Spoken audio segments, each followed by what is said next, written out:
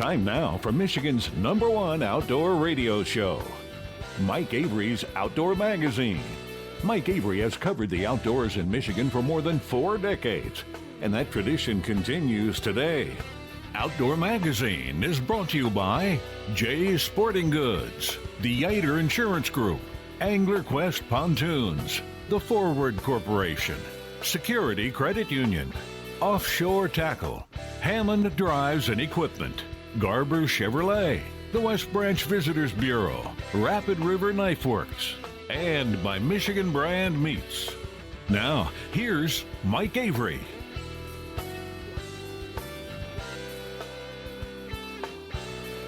Well, thank you, Ken Hunter, and welcome. Welcome to another edition of the Outdoor Magazine radio show, right here on the Outdoor Magazine radio network on a wonderful, great radio station. Oh, the NRA is calling me. Delete? Oh, decline, not delete, decline. Okay, well, that's an interesting way to start out the show, so I'll talk about that right now. I obviously support the NRA, the National Rifle Association. I think they've done some wonderful work in the past.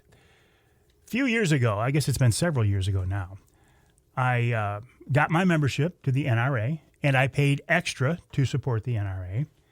And then I don't know, as kind of a way of jabbing a certain part of our society in the ribs, my daughter, who was a student at the University of Michigan at the time, I wasn't going to mention the school because I really love U of M.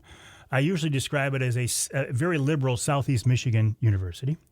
She was down there, and I thought, you know what, how cool would it be to get her a membership for the NRA too? So I got her a membership for the NRA, and then I contributed an additional amount above and beyond that. So I thought, okay, I have done my part in financially supporting the NRA and the pro-shooting cause. Holy cow, did that open the floodgates. And they were on me with phone calls and texts and emails from then on. Thank you for your generous support of the National Rifle Association. We would like more money from you, please. And now, like this text right here, so like for the last 8 years, consistent texts from the National Rifle Association saying they want more money. I resent that. And it's not just the NRA. I resent that from any organization who comes back to me and wants more money after I have made what I consider to be generous contributions. The way I look at it is if you need more money, then right up front, ask me for more money or charge more for your dues, like MUCC. MUCC charges a ridiculously low amount for dues. They're going to have to increase that. But ask for more money right off the bat. And NRA, if you would have asked me for more money right off the bat, I probably would have given you more money. But not anymore, because I'm sick of you bugging me. So, didn't plan on going there this week, but the timing was interesting. Speaking of timing, in general, I'm doing some time shifting this week here in the Outdoor Magazine radio studio. Actually, by the time you hear the broadcast version of this show, and certainly the podcast, we will be back in Michigan. But we had to double up on shows for a very cool reason, not because I'm going somewhere on a great hunting or fishing adventure, but rather my wife Denise and I were down in Florida this past week. We were watching my granddaughter Addison play ball. We've been able to watch her play softball since she was a little one coming up. She's a very, very good ball player, very dedicated ball player, and she's playing now for a West Michigan university. And they kick their season off in Florida every year. And this is our first time doing this because this is her first year playing college ball. But I'm assuming that was a really good week. I'm also assuming our big Trinity Monitor Wild Game Dinner and Auction that, as you're hearing this show, was last weekend. I'm assuming that was another huge success. So it's really weird to sit here in the studio and try to time shift and think, okay, I can't talk too much about the weather, even though I'm going to here in a minute because I don't know exactly what the weather's going to be. And if something big happens in the outdoor news this week, and I don't know what it would be this time of year other than maybe if the Senate votes to approve baiting. I don't see that happening while we're gone, but if it does happen, and I'm not talking about it right now, it's because I didn't know about it because it hasn't happened in real time yet. So I do this little dance when I time shift, and that's what I'm doing right now. I am going to talk about the weather a little bit, only in that in my part of the world, it truly feels like spring because the red-winged blackbirds are back. I was out taking a walk the other day, middle of the afternoon, and I'm bundled up because it's cold and there's a cold wind. And I've got my AirPods in listening to a book, but over the sound of the book, I hear the red-winged blackbird, that trill. I'm like, yes, we're back. You know what else is back? Those giant flying rats that some people call geese. They're back on the pond. The pond, as I'm in the studio right now, the pond is still frozen. The geese don't care. There's about 8 of them now who have taken over that pond, and I can see what's going to happen. They're going to claim that pond as their mating ground and their nesting ground for the entire summer. They're going to have a whole bunch of eggs. They're going to have a whole bunch of babies, and they're going to take the pond over. And they're squawking, they're chasing each other, they're fighting, and it will be constant now for the rest of the summer. All of you Michigan goose hunters, I'm disappointed in you because you didn't do a very good job. You left a bunch of them. Now, I'm not one of those guys who always says shoot them all, shoot them all. But in the case of geese, can you shoot most of them? They're just big, flying, dirty rats. And that's what happens with anything. When you get too many of them, they start to be a problem. You know, you get a couple geese on the pond, whatever. You get a couple geese somewhere. Oh, isn't that cool? Don't you love to see them? Oh, look at how their goslings are following them on the water. That is so cool. It's nice to watch Mother Nature. But you get about 50 of them out there. You can't keep them out of your yard. They make a mess everywhere. Then it's like, okay, maybe it's not so fun anymore. We have a Wednesday Night Live coming up at the Lumberjack Restaurant in West Branch, the Forward Corporation, Lumberjack Lodge in West Branch. From the time you're hearing this show, it's just about 1 month away. It is April 15th, Tax Day. Easy one to remember. Love to have you join us. Call for reservations, 989-343-0892, 989-343-0892. If you have not been to one of these before, here's how they work. There's no charge. We do ask that you make a reservation so we know how many people to expect and so we don't overbook the event. We will more than likely sell out with this once again. We have a dinner. A wonderful dinner there. You just order off the menu. I'm not buying your dinner. Okay? That's not part of the deal. In fact, since that is tax day, maybe you should buy my dinner because I won't have any money left. We'll have some special guests there. I'm not sure exactly who it will be at this point. We will give away some really nice items to those in attendance, and we'll do a live stream, a Wednesday night live stream as well. So it's kind of your chance to get involved in a Wednesday night live stream. Have a great meal. Share some stories with some like-minded people. Again, it is Wednesday, April 15th at the Forward Corporation Lumberjack Restaurant in West Branch. The live stream starts at 7. I would say make your reservations for dinner 5:30 or 6. That gives you time to get in there, get your order, get your meal done before I come around with a camera to interrupt your dinner. 989-343-0892, 989-343-0892.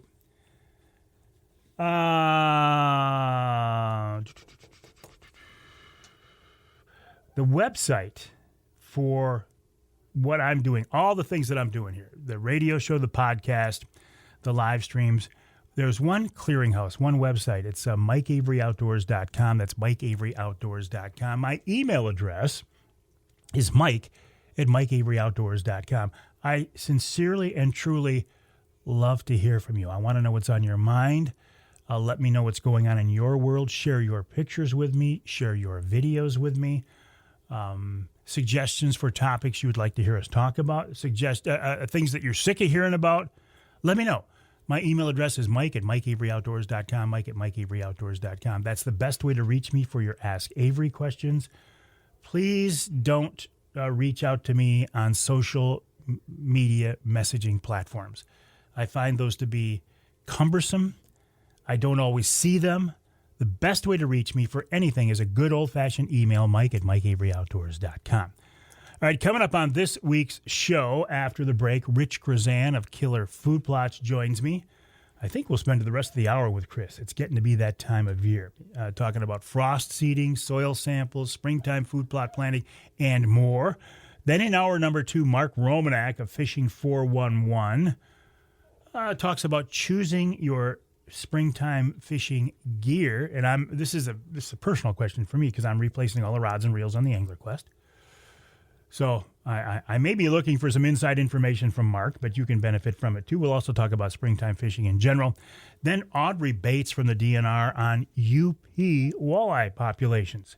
I think this is good to talk about because I am very guilty of talking about southern Michigan walleye, Lake Erie, Lake St. Clair, Detroit River, Saginaw Bay. So to talk about the UP walleye population, I think is a wonderful topic.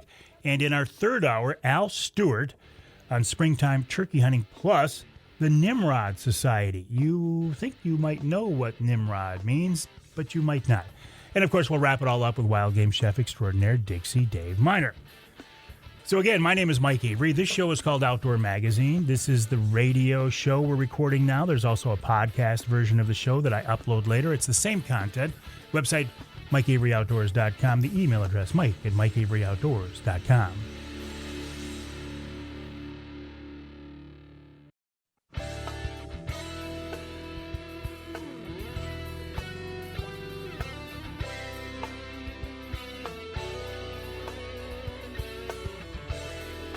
You can hear the Outdoor Magazine show in Alpena on WZTK. That's 105.7 FM. You can hear us in Port Huron, WPHM 1380 AM.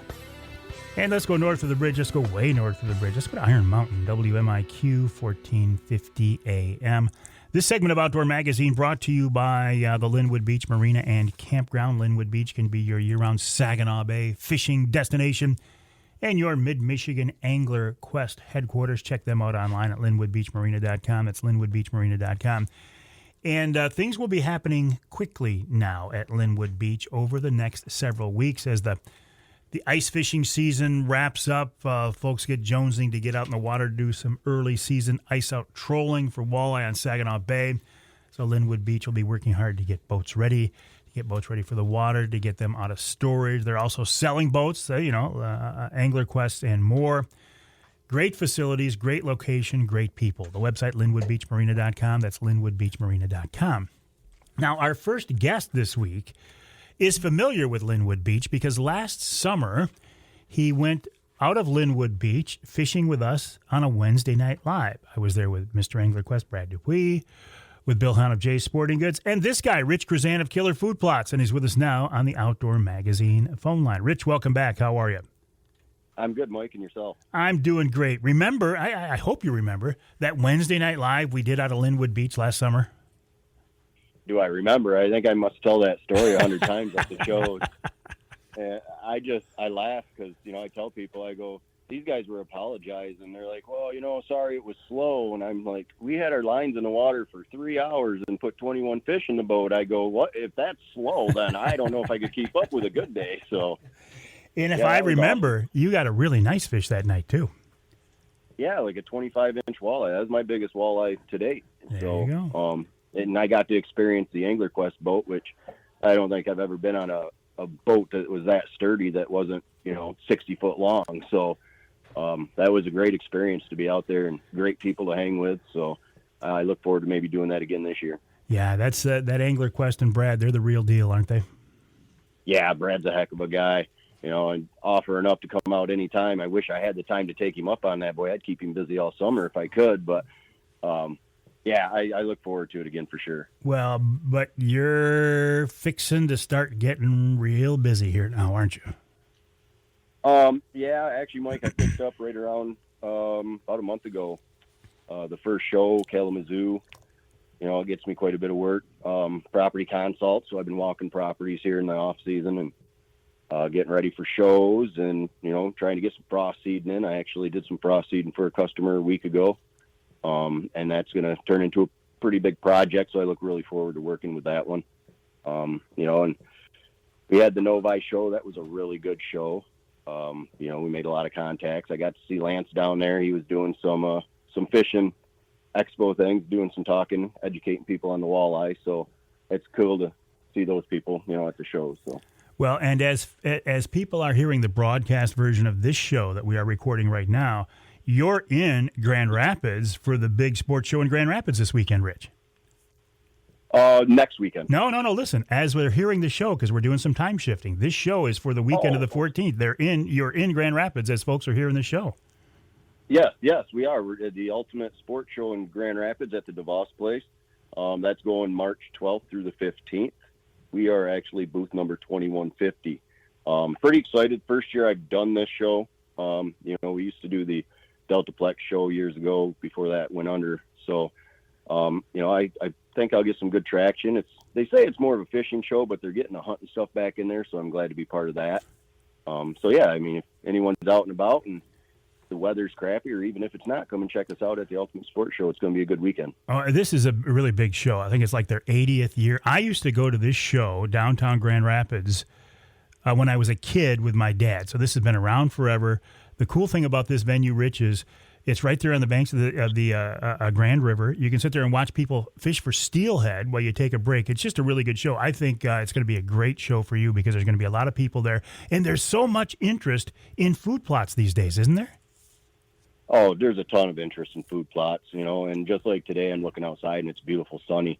So, the people out there that are already doing their food plots or they're eager to start their first food plot, this weather just gets them really antsy. So, me too. I need to woe myself back a little bit. It's like, let's get going, let's get started. But, we got to be patient. I think frost seeding for the most part might be done for Michigan.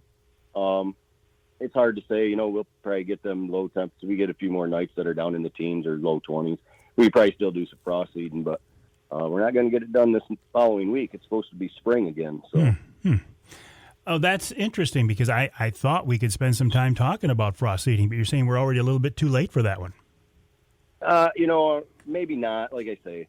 Well, it's going to depend on where you are in the state, though, too. If you're up north, no, it's not too late. Right, yeah, correct. I mean, you're definitely not too late for it up there. I'm looking at the temps, and we're only going to get down into the 30s for the next, I think, 5 to 7 days here. But it's Michigan, right? So that doesn't mean that we won't get some cold nights, down in the teens or 20s in the next 3 weeks. And if that's the case, follow the weather. If you're going to have a couple cold nights and then it's going to thaw during the day and get sunny, absolutely, you still have time to get out there and get that frost seeding done. Yeah, it's interesting here in our state, isn't it? Because I find myself dealing with this, fighting this all the time. Where I am in central Michigan, mid-Michigan, it does indeed, for the most part, feel like spring is just around the corner. But then I see video from my friends up in the Yup, and there's still 2 feet of snow up there. You got to deal with the same thing as in your food plot planting business too, don't you? Yeah, I do. I do work up there by Atlanta, the elk country of Michigan. So logistically, I have to plan on doing property up there later in the season, which works out really well. If Mother Nature will correspond with my schedule, which she never does, I can start planting in the southern areas a little earlier and then move my way up farther north as the summer progresses, the early June, middle of June kind of time frame. So right now, doing a lot of planning, manage a lot of properties that we have been managing for years. So, those guys are always on the calendar for the same time, and just reaching out and getting game plans for them. And, every year we do a little bit of different things on their properties for design-wise and food plot placement, and add a little bedding if we have room to do that. So, I spend a lot of time at the computer right now. Not my favorite part of the job, but it's one of those necessary evils, Well, I know you would just as soon be on a tractor, and you will end up spending a lot of time on a tractor. There are so many different people doing consulting and habitat improvement and food plots these days, Rich. How do we sort through the noise? How do we pick the right people to work with? Word of mouth, it really goes a long way. You can really hurt yourself by, like some people say, if somebody's trying to fake it till they make it, that'll come back and bite you, right? So you just got to be honest with people. Go out there and I try to share all my experiences, what has happened in the woods and, what I found placing food plots and all this. So it's just being honest, Mike, and being a good person and making sure that you're talking to people at their level, right? I mean, there's so many things so in depth to a food plot that if you start getting into the in-depth part of it, people don't, it just becomes mumble jumble at some point. They're like, well, I don't really care about all that. I just want to know how to make things grow. Yeah, right? their eyes glaze over, and it's like, oh man, you lost me. Yeah, exactly. You don't really want to do that. So just keep it simple, and work with what people have. A lot of people, you listen to podcasts and other people out there, and a lot of it's based on large tracts of property. And I don't deal with that. Some properties, yes, I've got some guys that's got 1,200 acres, but the majority of my food plotters that I either help by educating or do the work for them, they're anywhere from 1 acre to 120 acres is pretty much the standard amount of land that we do. So you really just got to adapt what you're doing to what you have. A guy with 20 acres isn't going to be able to go in and hinge cut if that's what they choose to do. I don't do that, but they're not going to go in and hinge cut 15 acres of that. They just can't do that. Right? So you just develop and you work with what you have. And it's not anything to be frustrated about. Some people, I just got this little piece of property and, my neighbor's got this and he's doing this, but, don't concern yourself with what they're doing. Do your own thing. Put in there, what they don't have. Maybe what they have over there and put in something they don't. So it's a learning thing every year, right? I mean, everybody learns the more and more we do it. So as long as we're willing to learn and keep our minds open to new things, we can just continue to help people, educate them, and do the work for them if they want. So we had a guy on the Killer Food Plots podcast last fall who I think was a great example of this. They didn't have a bunch of land, and they were surrounded by agricultural fields, yet they put in just the right food plot, the right mix of seed, and it really did the job for them. So you don't have to have the perfect storm, right? Like you say, take what you've got and just try to make the most of it. Yeah, absolutely. The gentleman you're talking about shot that nice 140-some inch buck.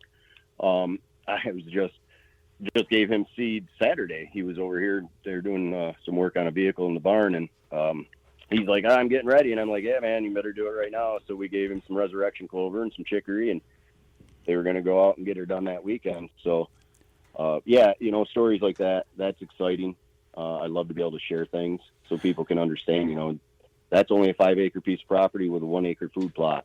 And as you stated, he can see across ag fields for a mile to a mile and a half. That is how much agriculture is in his area. So, for him, when he told that story, he's seen that buck from a mile away across that downed ag field. That was pretty exciting. Yeah. That had been exciting sitting in that tree, to be honest with you. That's fun.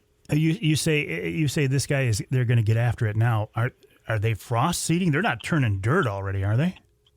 No, they just got the frost seeding, the resurrection clover and chicory. So, I just did mine 2 or 3 days ago, and they were going to do theirs, I think, Sunday, Monday. So, yeah, no, they're just frost seeding because that's what they had. They have clover and chicory, and that's real popular to do for a small piece of property that, maybe you only got the means to mow it. So clover and chicory is really easy to maintain, and it comes back year after year. As long as you keep feeding it, you can get a pretty good longevity, 5 to 7 years out of a good clover plot.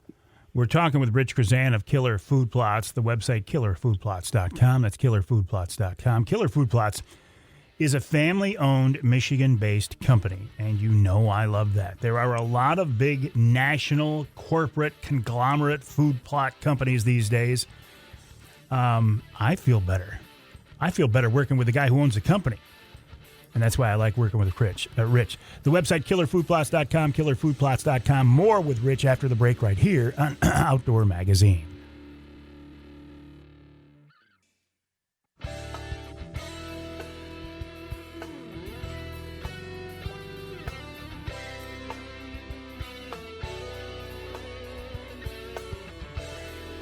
You can hear the Outdoor Magazine show in Caro on two stations, WKYO 1360 AM and WIDL 92.1 FM. You can hear us in, let's go to St. Joe. Let's bounce around the state. We'll go to St. Joe, WSJM 94.9 FM. And as long as we're taking a tour of our state, let's go north. Let's go north of the bridge to Marquette, WDMJ 1320 AM. This segment of Outdoor Magazine is brought to you by VersaSkins. Just change your skin for the season you're in. Why buy a bunch of different sets of expensive hunting clothes when you can buy one good quality set, snap on, zip on an outer shell of a different camo pattern in less than a minute? If you need big sizes, 4, 5, 6X, VersaSkins has you covered, literally, pun intended. You can find them online at versaskins.com. That's versaskins.com. Go to amazon.com. Do a search for VersaSkins brand. VersaSkins, just change your skin for the season you're in. And right now, the season we're in, we're getting to be rapidly, depending on where you are in our state. And again, that's a caveat. Where you are in our state, what Mother Nature is doing to you, is the food plot planting season. When I think about food plots, I think about Rich Chrzan of Killer Food Plots. My son James and I have reached out to Rich this year. He is going to help us with our food plots. Now, my son James is very good at food plotting, very good. I, not so much. Any skill I had on a tractor left me 50 years ago when I was a kid. But our food plots last year, and Rich, I got to believe this is a common story you hear from people. We, James, put a lot of work and money into our food plots. They grew, but we just didn't get the results that we wanted. So, yeah, we're more than happy to reach out to you, and I think you probably hear that a lot. Yeah, I do. And it could be a simple step that was missed, or it could be Mother Nature. I mean, last year I had a lot of people at the shows come up and everything just dried out, and they did their fall plant, and then they got no rain, right? They had rain right up until they planted, and then it dried out. So there's really not much we can do in those situations. There are some things you can use, like our retain. I'll probably suggest you guys putting retain in the soil this year, which is our moisture and nutrient absorbing pellet. It's a potassium base. It stays in the soil for 3 years, and it soaks up all the nutrients and all the water it possibly can, and it holds it, and it swells up to about the size of a marble. Starts out the size of kosher salt, and that holds that nutrients and that water at the root base, because you will be working it into the dirt. And then, as it dries out like it does, it releases slowly all that nutrients and water at the root base, and it helps them plants get through them dry spells. And every time it rains, it soaks up that water and nutrients, and then it puts it back to the plant. Like I said, it does that for 3 years in the soil.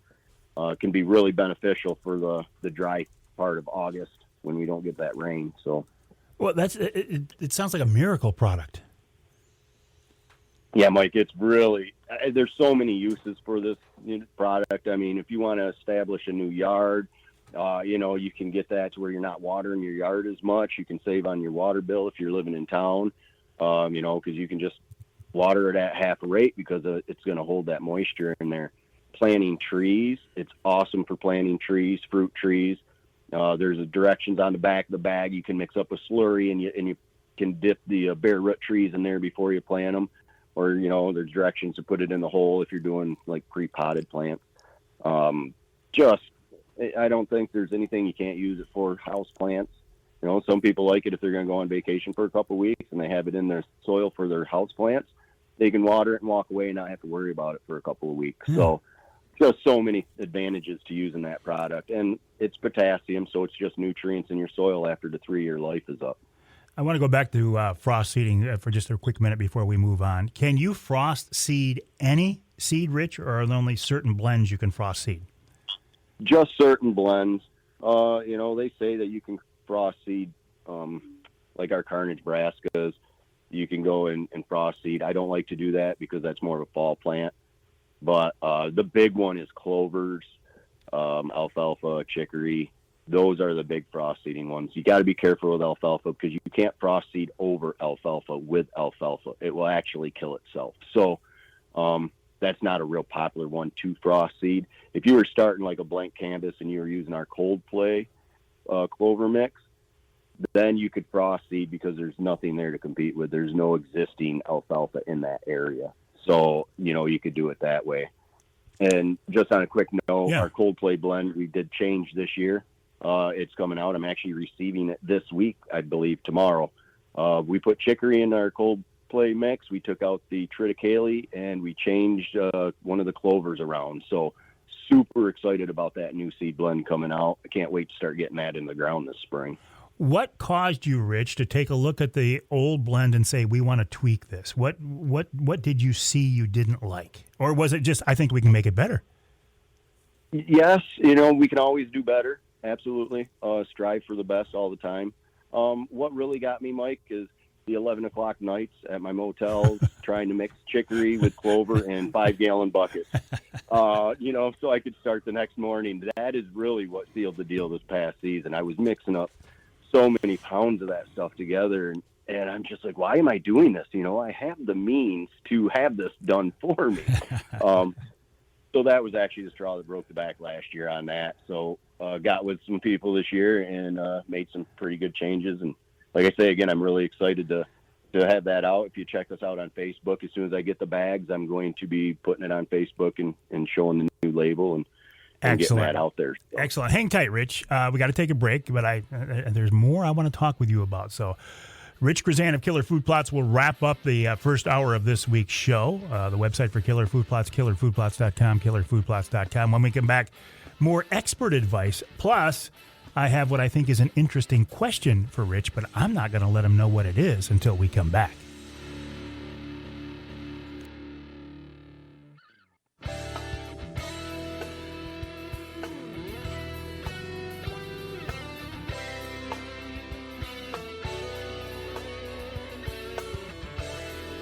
You can hear the Outdoor Magazine show in Sheboygan on Big Country Gold, WCBY, 1240 AM, 100.7 FM.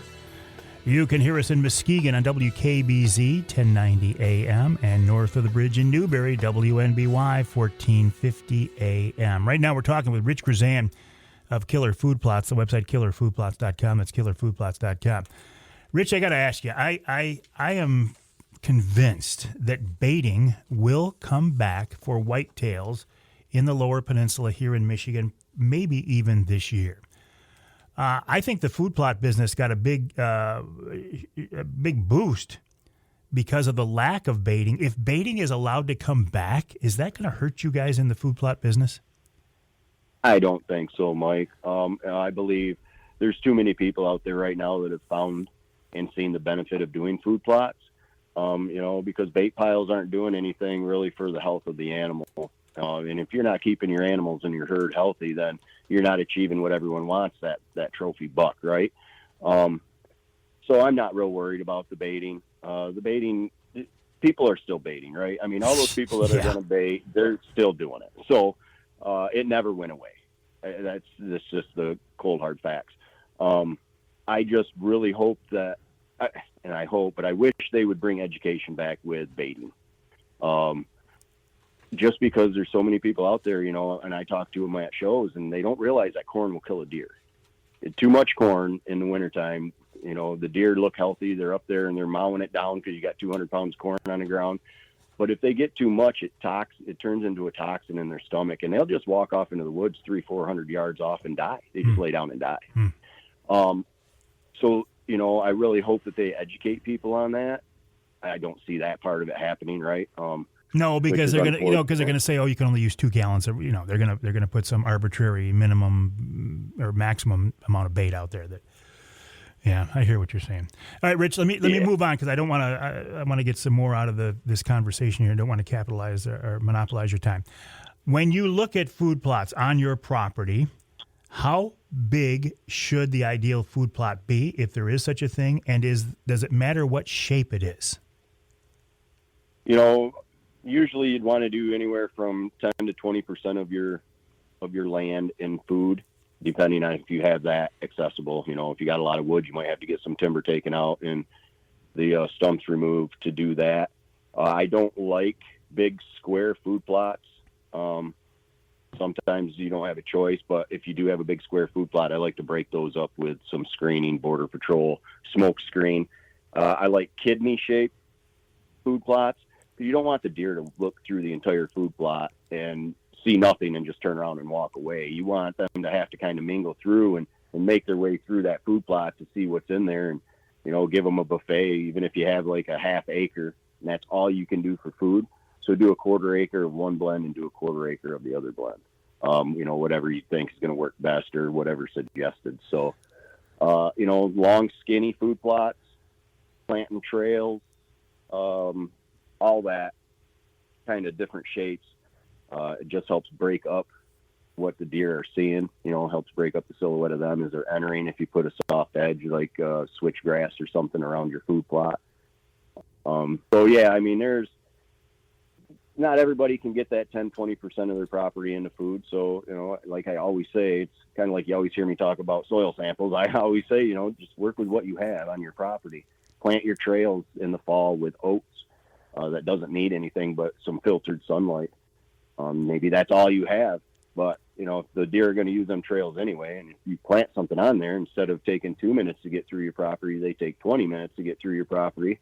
Well, chances of you seeing that deer is better, and the chances of your neighbor not seeing that deer is better. So it's a win-win in that situation. If the goal is for a buck to have to enter a food plot to see what's in there, he can't stand back and check it. Why not put a screening or a border or border patrol or some tall grass around the edge of every food plot?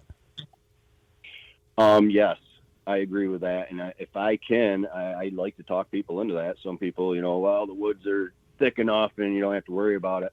And they may do that and go that route for a couple of years, and then they put in a screening, and now all of a sudden that buck that they were getting on camera at midnight, you know, 3 nights a week, but never seen it during daylight. Well, now they're getting that thing in daylight pictures in their food plot. You know, they're a curious animal. If they can't see what's in that food plot, then they want to enter that food plot, and it really will increase your daylight sightings of a mature deer. So many different factors to keep in mind here. Rich, I would encourage people to stop by the Grand Rapids show this weekend as people are here in the radio show. Stop by the big show span show in downtown Grand Rapids and see you. What booth are you at again, Rich? What number? 2150. 2150. Talk to Rich in person. He's a very personable guy, great guy.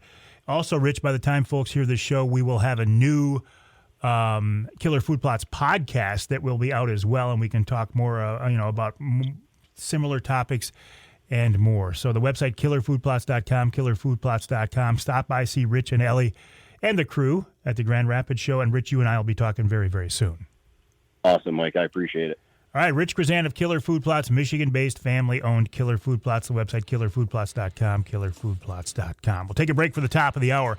When we come back in our second hour, we're going to switch gears, talk a little springtime fishing with Mark Romanack of Fishing 411 Precision Trolling, and then Audrey Baetz. She's either a technician or a biologist from the UP for the DNR. We want to talk about UP walleye populations. And in our third hour, springtime turkeys and more with Al Stewart. And we'll wrap it all up with wild game chef extraordinaire Dixie Dave Minar.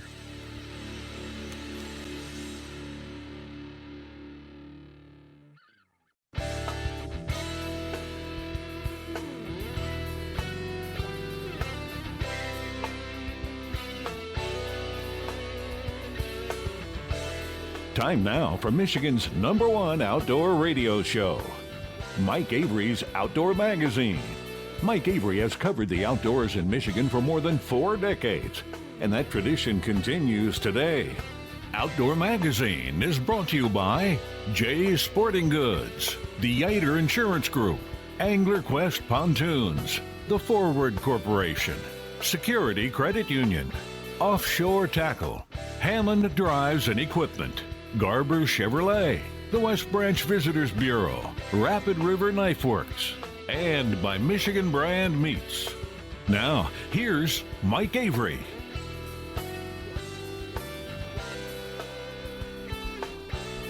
Indeed, this is the big guy, Mike Avery. Thank you, Ken Hunter, for that introduction. And welcome to hour number 2 of this week's Outdoor Magazine radio show right here on the Outdoor Magazine Radio Network on great radio stations across our great state of Michigan. And I say this every week, but I truly believe this. I think the best way to listen to the show, if you can, is on your local radio station, your local AM or FM affiliate.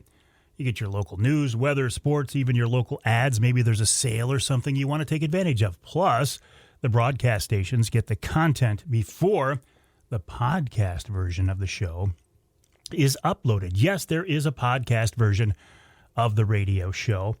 It is exactly the same content as the broadcast radio show. It's just made available somewhere else, somewhere other than your local radio station. Where can you hear it? You can hear it on my website, MikeAveryOutdoors.com. It's on my Facebook page. And basically, every podcast platform out there, you can hear the podcast version of the Outdoor Magazine radio show.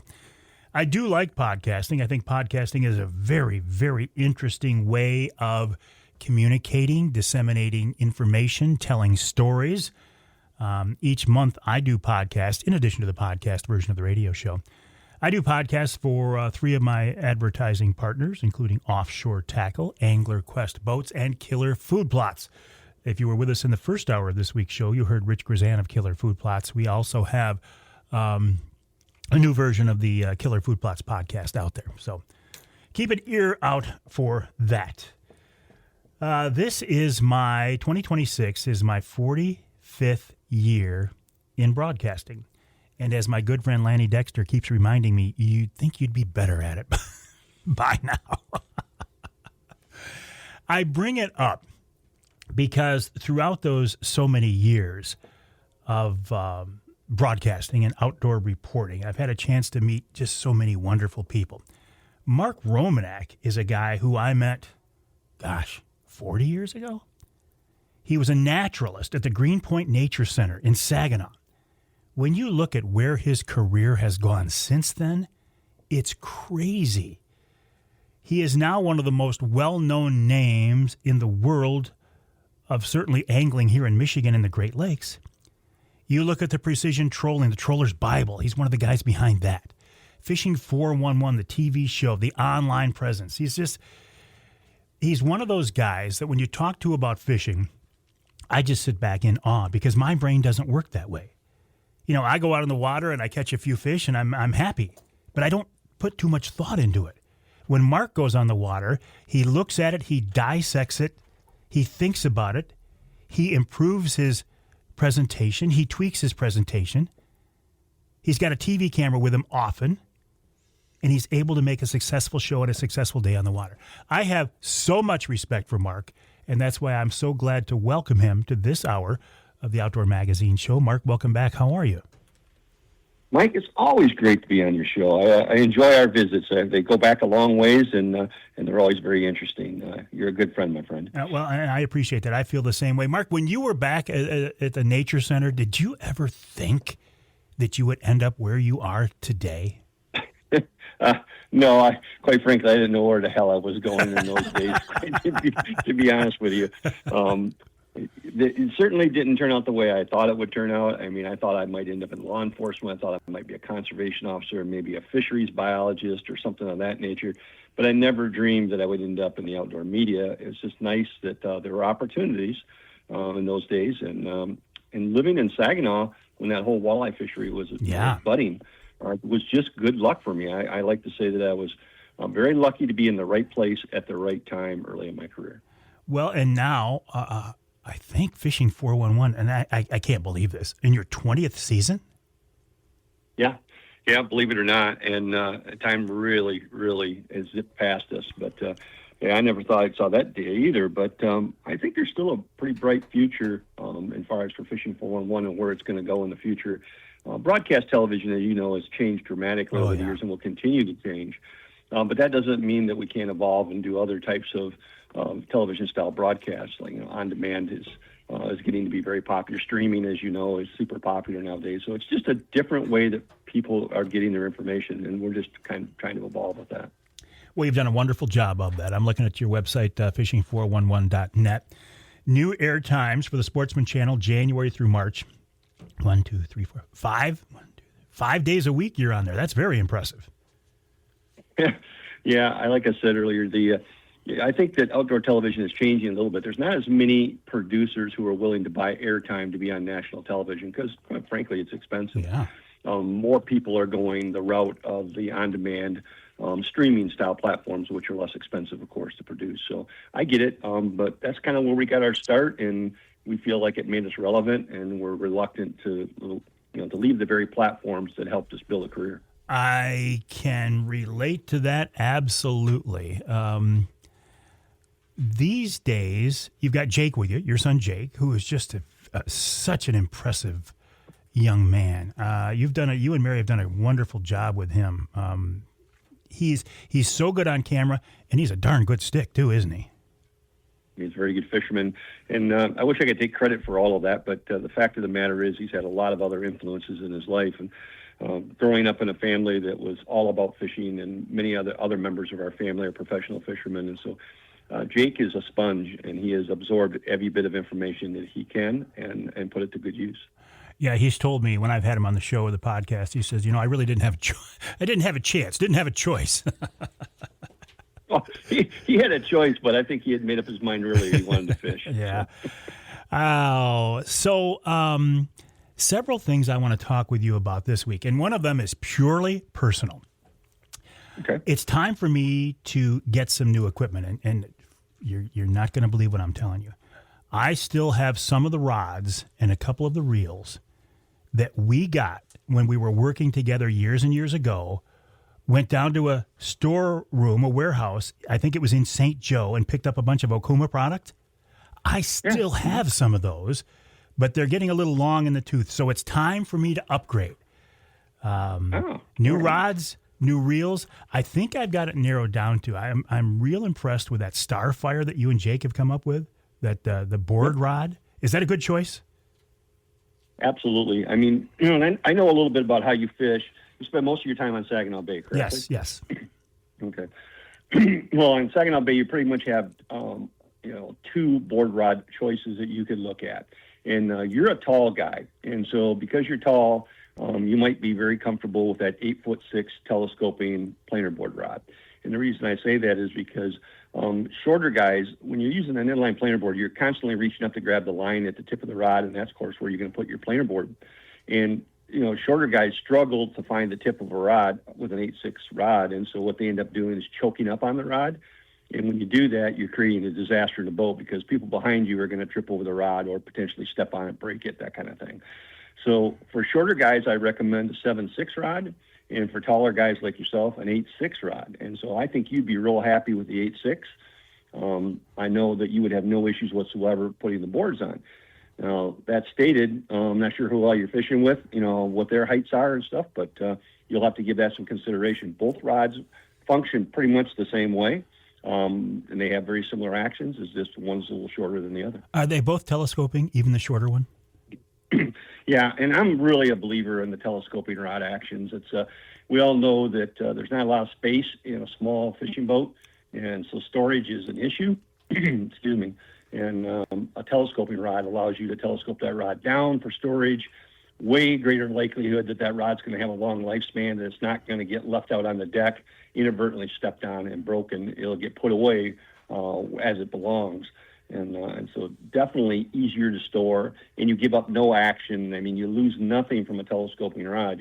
It's just a gain, win-win situation. I have lots of room in the back end of that Angler Quest, but what I find myself doing, and this is, I'm agreeing with you here, I'll take the butt of the rod, I'll put it on the floor of the Angler Quest, and I'll slide it backwards as I bend over the tip to put a board on. So then I've got 3 feet of rod behind me on the floor, which just gets in the way. People have to worry about tripping over it. I was going to go with the shorter rods for that reason. And then I had people say, well, you want the longer rod because it's more forgiving when you have a fish right at the net. There's less room for error. Is there any truth to that, Mark? A little bit. I mean, let's go back to that longer rod. And as you the way you just described it, you're pushing the butt away from you so you can access the rod tip. Yep. A lot of people won't do that. They'll have the rod butt right down, near their feet.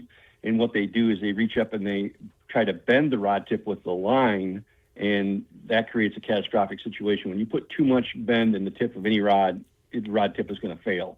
And so I see a lot of rods break at the tip. The longer rods tend to break at the tip.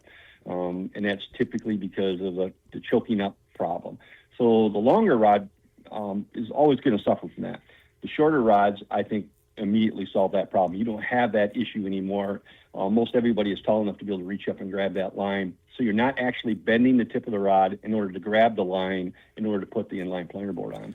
So again, I think the shorter rods are just a little more functional. They certainly don't get in the way. And as far as forgiveness, I think the forgiveness in the rod comes in what the power of the rod is. Hang tight, Mark. We can follow up on that. Got to take a break here. We're talking to Mark Romanack, Fishing 411, fishing411.net. Got to take a quick break. More coming up.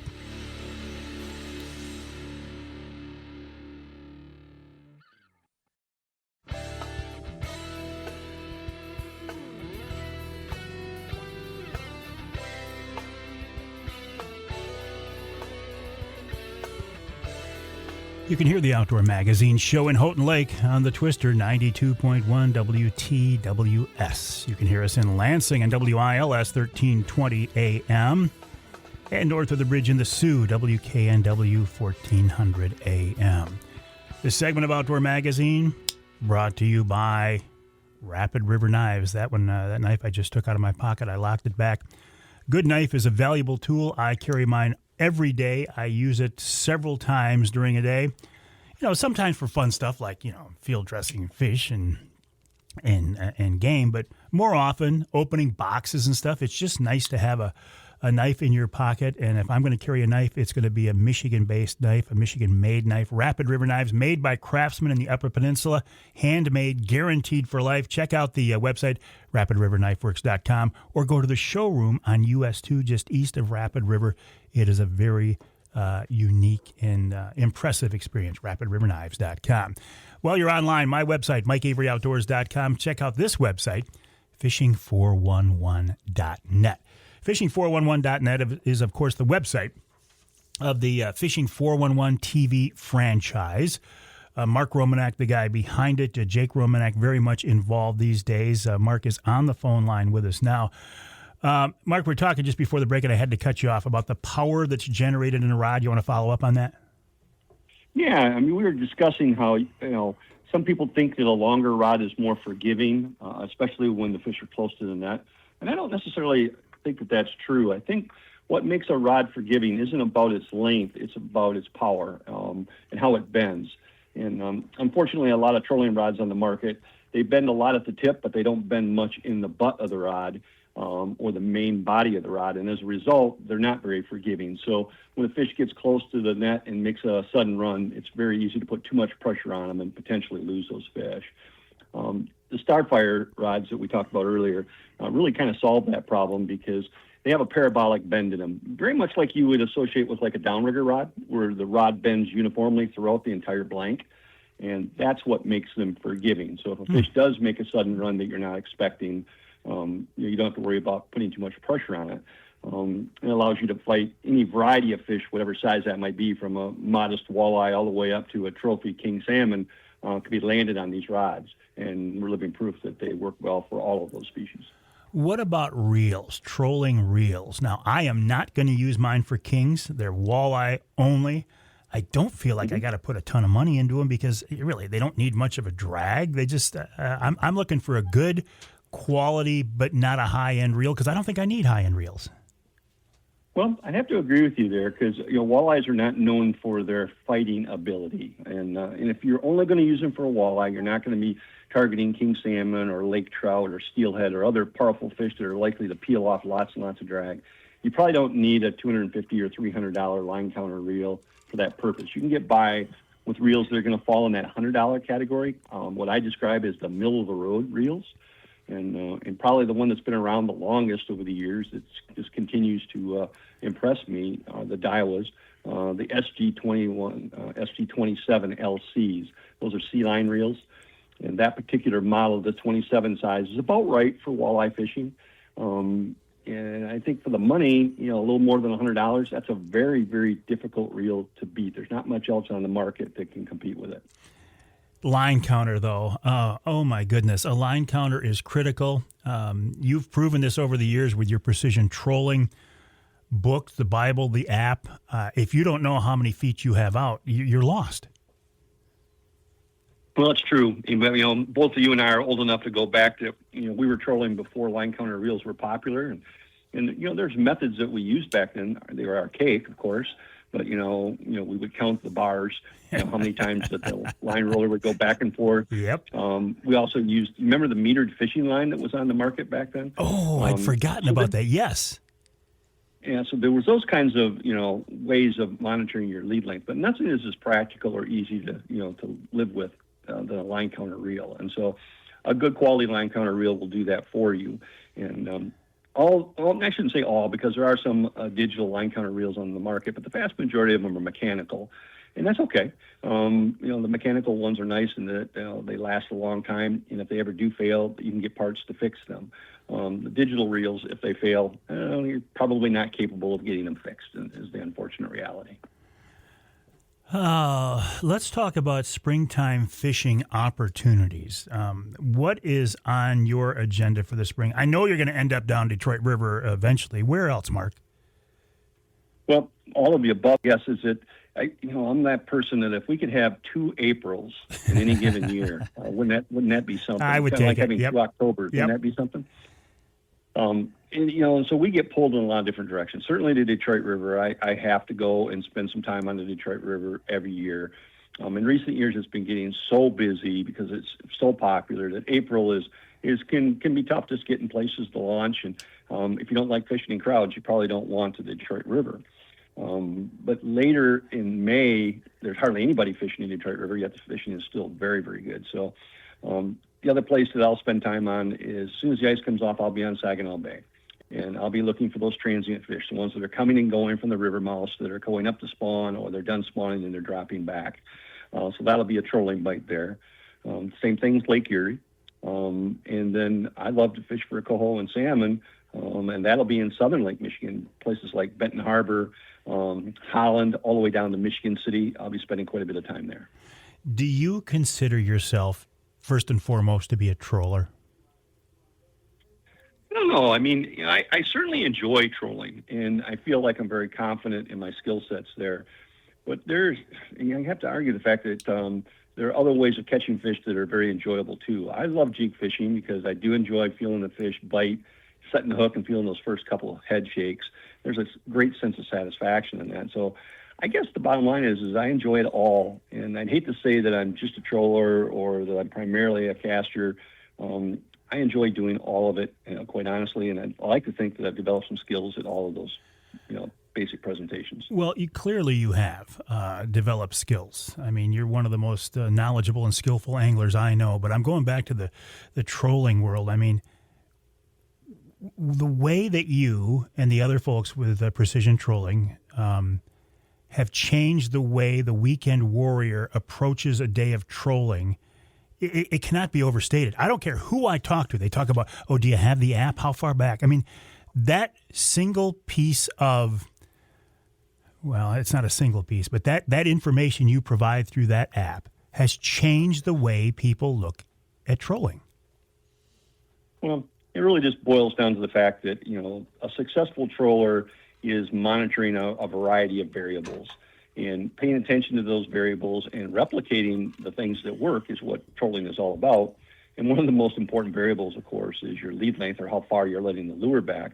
But line diameter, trolling speed, those are also variables. Whether you're adding weight to the lure or not adding weight to the lure, all of these things come into play. And the Precision Trolling app, of course, takes all of that into consideration. And you don't have to guess. You can essentially look up a lure and tell exactly how deep it's going to dive, regardless of whether you're running it clean or whether you're running it with a snap weight, whether you're running it on braid, whether you're fishing it on mono. We have all of that data in the app. It's very comprehensive. Will a bait continue to get deeper if you let out a longer lead? Or is there a point where it just says, no, it's not going to go any further?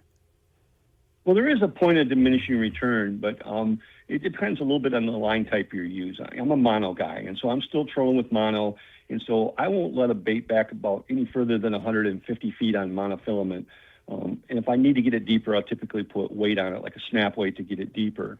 And the reason for that is that you gain such minimal increases in depth you have to add a lot of lead length to get just a very small amount of additional depth. The guys who fish braid, on the other hand, though, have a little different situation because braid is thinner in diameter. It does continue to allow crankbaits to dive deeper for much longer lead lengths. In fact, if you don't mind reeling a fish in from an excessive, distance like 250 or 300 feet away, those lures continue to go down on braid. I'm just not a fan of having to reel a fish that far because I know it gives the fish a greater likelihood of tearing a hole in its mouth, eventually shaking the hook and escaping. So I like to keep the leads as tight as I can. So why are you trolling mono? That says a lot to me that you are trolling mono. Well, earlier we talked about, that forgiveness in the rods. Mono is very forgiving in that it's like fishing with a giant, slinky. It has a built-in stretch. And when a fish makes a powerful run, that line stretch really absorbs that very nicely. And then when the fish stops running, the line shrinks again and picks up that slack very quickly. And so the reality is it is probably the most forgiving. Braid doesn't have a lot of stretch in it. And so if a guy is inclined to fish braid, he has to have a rod that can do the same thing. The rod has to be the shock absorber in this instance. And so I just recommend that folks that like braid, it's perfectly good platform. You just have to reel a little slower on your fish. You have to let the rod kind of do more of the work and try to avoid that tendency to try to reel the fish in quickly. And, when we get excited, when we got a fish on, it's very common to turn that handle on the reel too fast. And if you've got braid on and you're turning that reel handle too fast, great likelihood you're going to tear that fish off and lose it. Last question for you before we run out of time. Forward-facing sonar, it's one of the hottest things out there today. Is there a use for it in the trolling world? Well, limited use. I mean, it is kind of interesting to use your forward-facing sonar to look at your lures and see fish that are reacting but not necessarily biting those particular lures. And where I see it has value is in things like your downriggers. You can easily see anything off a downrigger. Diving planers, if you're running a Dipsy or something like that, you can easily see that kind of gear. But if you've got a lure, say, a typical crankbait size lure, and you're on Saginaw Bay and you've got that out 60 feet and then you got it on a planer board and that planer board's 150 feet away from the boat, you're not seeing that on forward-facing sonar. And so you really don't get an opportunity to see what those baits are doing. And even if you did see it, the reality is, can you adapt and make a change quick enough? By the time you reel that line in, take that board off, switch that lure out, put something else out there, literally a lot of time has been wasted. So to me, forward-facing sonar is magnificent technology for casting applications, and it's only marginally useful for trolling in my mind. Mark, always a pleasure. As folks are hearing this show the weekend of the 14th, I suspect you're at the Grand Rapids show, aren't you? That's where we'll be in Michigan's oldest sports show. 81 years this year we'll be there. That's crazy. Well, luckily, I haven't been there 81 years, but I've been there a bunch of them. Hey, I tell you what, I've been there at least, I used to go there as a kid with my dad, so that's a great show. Look forward to seeing you there. Mark Romanack, one of the good guys, the website fishing411.net, fishing411.net. When you look at what he has accomplished in his career, it's very impressive. Very impressive. We'll take a break. When we come back, we're going to talk about UP walleye populations with Audrey Baetz of the Michigan DNR. And coming up in hour number 3, springtime turkey hunting and more with Al Stewart.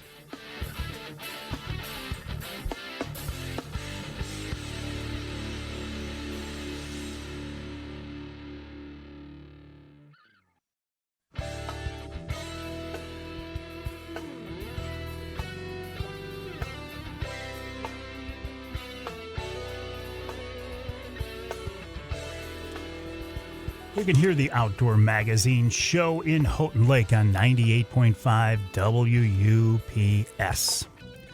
You can hear us in Sandusky in the Thumb, WMIC 660 AM, 95.3 FM. And you can hear us north of the bridge in Escanaba, WCHT 600 AM, 93.5 FM. I admit that I have a tendency of, first of all, I'm a walleye guy. I love walleye fishing. That is primarily what I fish for. I admit that I spend most of my time, my airtime, my valuable airtime, talking about walleye populations downstate, Saginaw Bay, Detroit River, Lake Erie. And that's my bad, because there is some wonderful walleye fishing across our state, including the UP. Audrey Baetz is with the DNR. She's with us now on the Outdoor Magazine phone line to talk more about that. Audrey, welcome. How are you? Good morning, Mike. I'm good. Excited to be here. Well, I'm excited to have you here. Tell us what's going on with our UP walleye population. What should we know? Yeah, so the UP walleye populations, on the eastern side, we have some good lakes. The western side has more of those really, big, robust populations, but we still have some good quality ones on the east side. So what are you guys doing? What do you want us to know about our walleye population? Yeah, I figured I can kind of talk about our surveys a little bit and answer some questions on how do we even come up with an estimate on how many walleye are in a lake. Excellent. So how do you figure that out? Yeah, so we do these surveys in the spring immediately after ice out. As I'm sure you know, that's when walleyes really start to concentrate in those nearshore areas to spawn. And what this does is it really gives us the greatest chance of encountering these fish. But the simple explanation for these surveys, there's two phases. There's a marking phase where our goal is to collect and just mark as many walleyes as we can. We'll sample using nets, so it's all non-lethal, just holding them in place. And then, doing some fancy math and proportional ratios. However many marked fish that we recapture, that's how we come up with our estimate for that lake. What is a healthy estimate? Is it figured in like number of fish per acre? Is that how it's designated? How do you come up with it?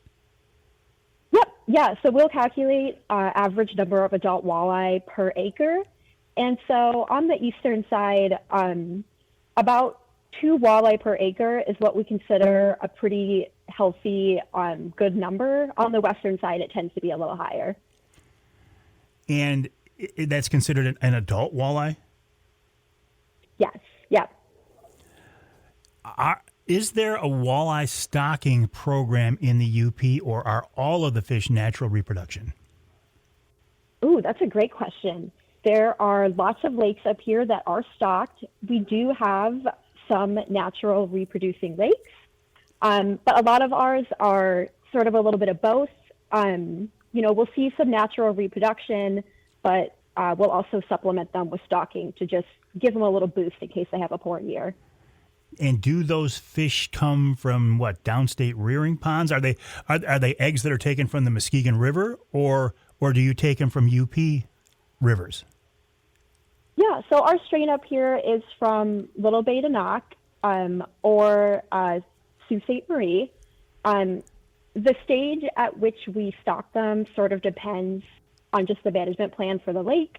So we have some lakes that get fry, which are freshly hatched walleye, and then we have some lakes that get spring fingerlings, which are between 2 to 4 inches.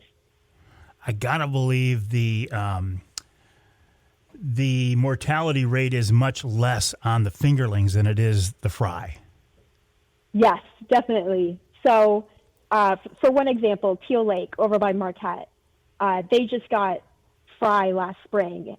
And off the top of my head, I believe that was almost 800,000 fry. While for spring fingerlings, we might see numbers between 20 to 50,000. Is the growth rate of UP walleye, that's because of the cold water and the shorter season, I suspect it's slower than downstate fish? Yes. Yep. So in the UP, we typically see our walleye growing, average about 1 inch below the rest of the state average. But like you said, it's because of the shorter growing seasons up here and those big winters. I will see fish sometimes from the UP. I'll see somebody holding up a fish and I go, well, that's definitely a UP fish. It's a different color. It looks different.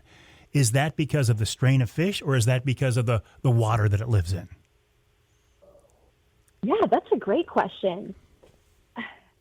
Off the top of my head, I'm going to say it's probably, part of it can be the water it lives in. Some of our lakes up here are a little more tannic and not as clear as the ones you might see downstate. But because these populations are isolated up here, it could just be the genetic evolution that we've seen in the lake. Yeah, your fish probably on a lot of those lakes aren't going to get hit as hard as those fish on the Detroit River this spring, that's for sure. Yeah.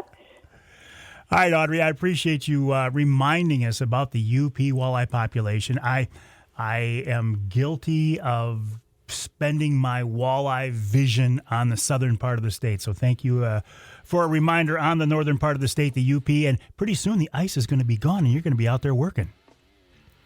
Yeah. Oh, I'm excited to get back out there. It's been a long winter up here. A long winter. Thank you, Audrey. I appreciate it. Audrey Baetz of the DNR, michigan.gov/DNR, michigan.gov/DNR. We'll take a break. Oh, by the way, it's time to get your springtime fishing licenses, too. We'll take a break. When we come back, this week's Ask Avery segment coming up, and then we'll go to hour number 3 with Al Stewart, and we'll wrap it up with wild game chef Dixie Dave Minar.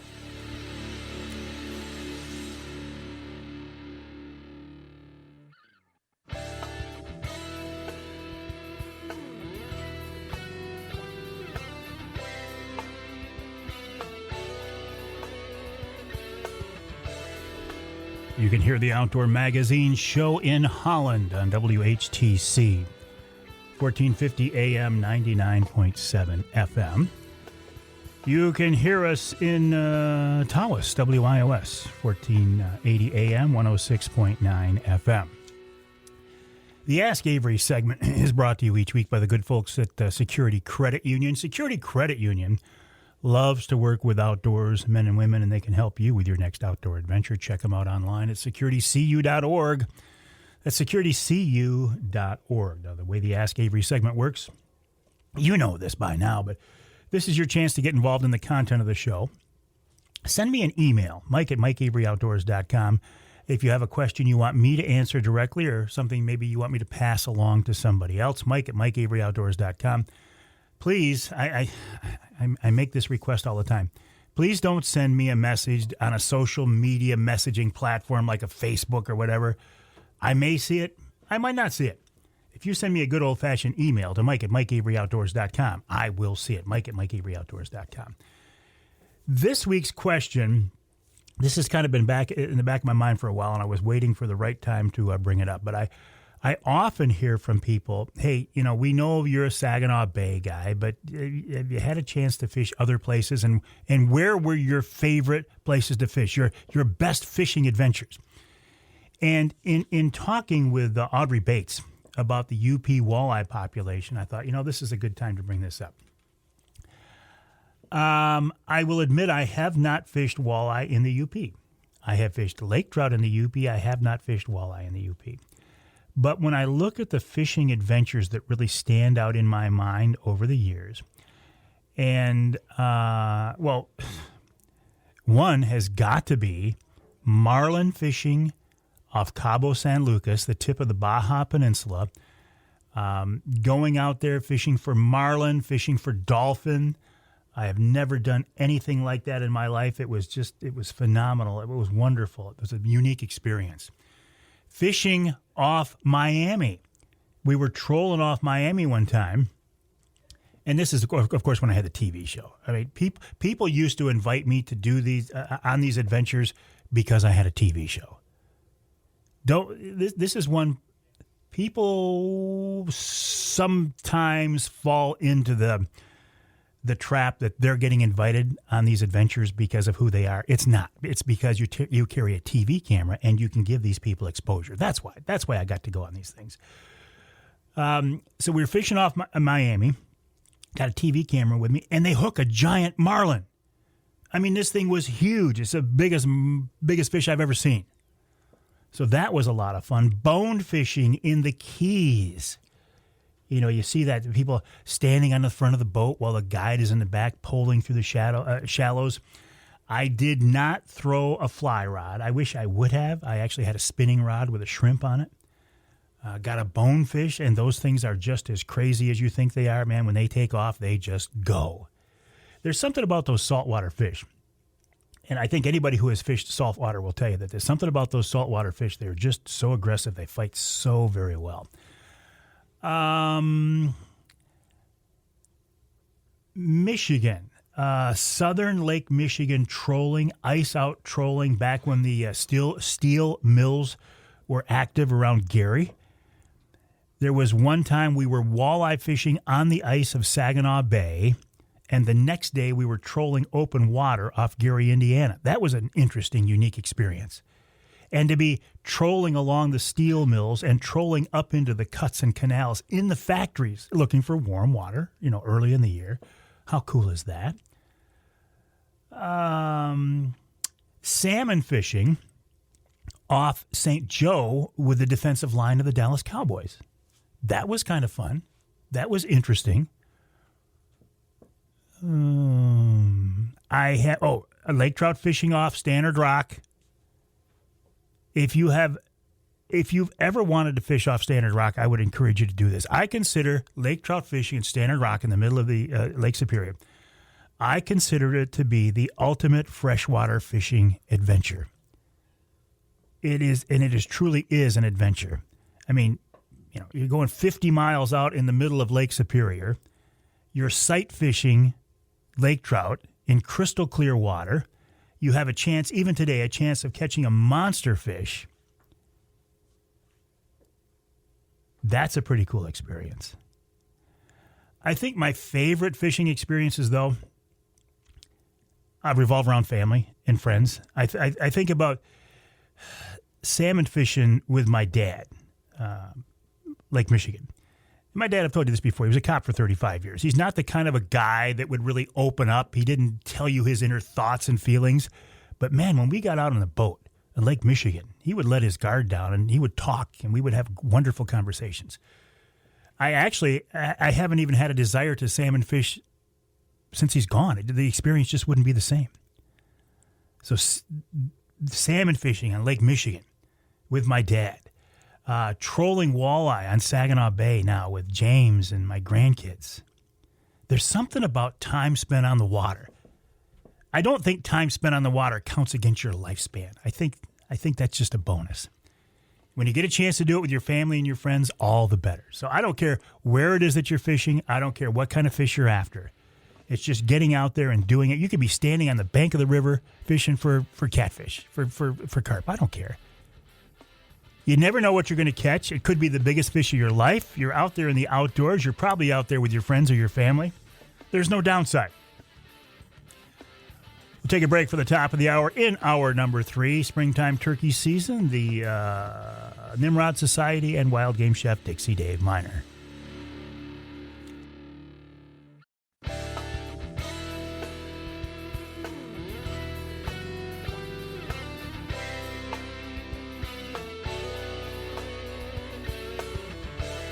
Time now for Michigan's #1 outdoor radio show, Mike Avery's Outdoor Magazine. Mike Avery has covered the outdoors in Michigan for more than 4 decades, and that tradition continues today.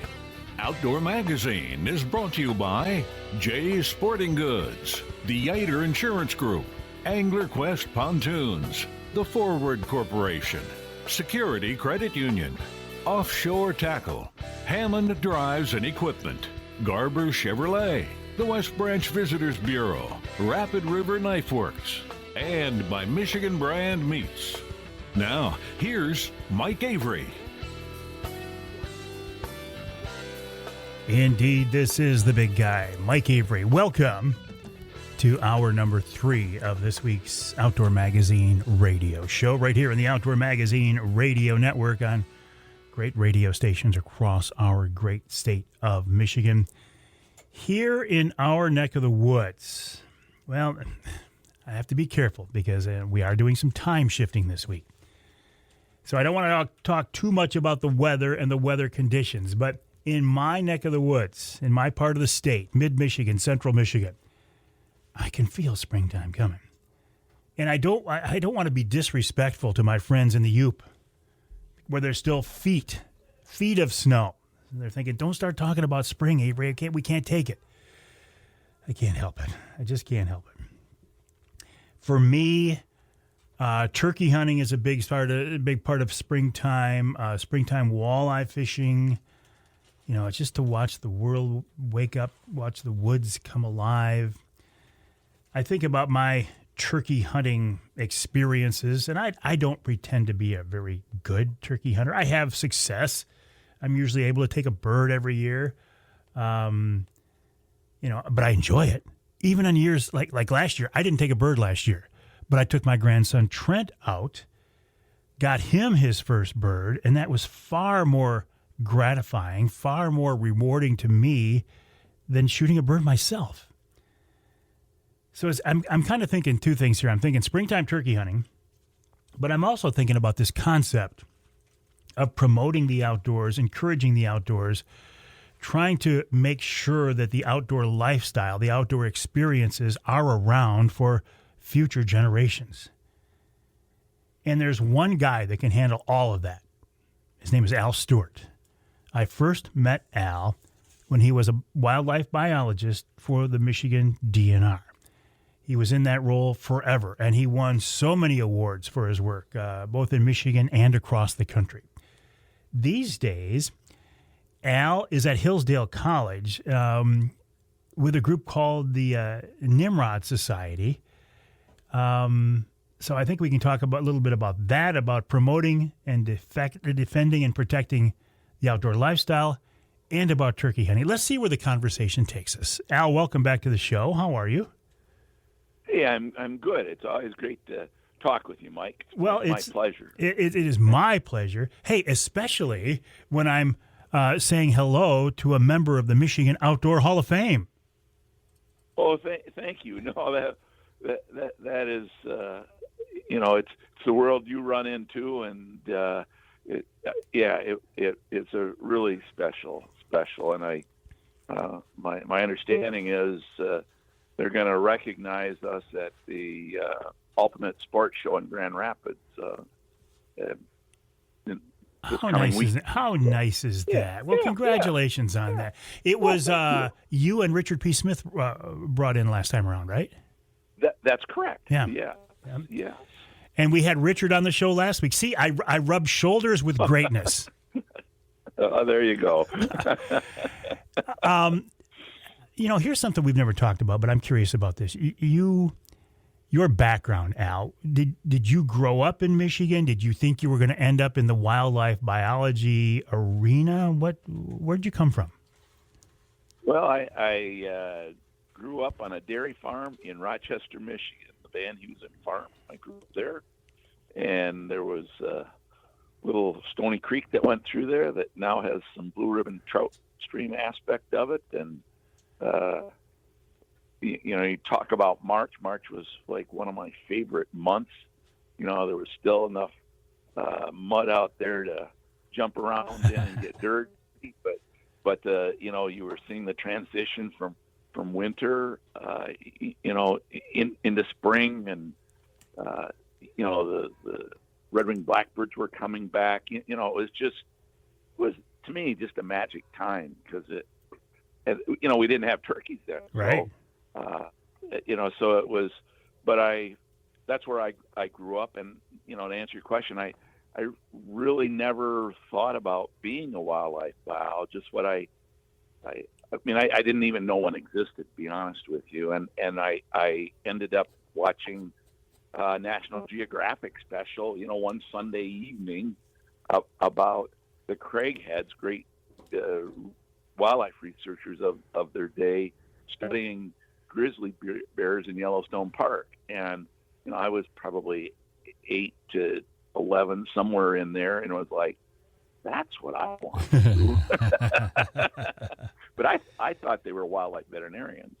So, and then I grew up on a farm, so I wanted to be a veterinarian, and then I wanted to be a wildlife veterinarian. How cool would that be? And so I kind of took that track, and then I was able to find out they were a wildlife biologist, and I was at Michigan State University and kind of transferred into wildlife biology, and now you know the rest of the story.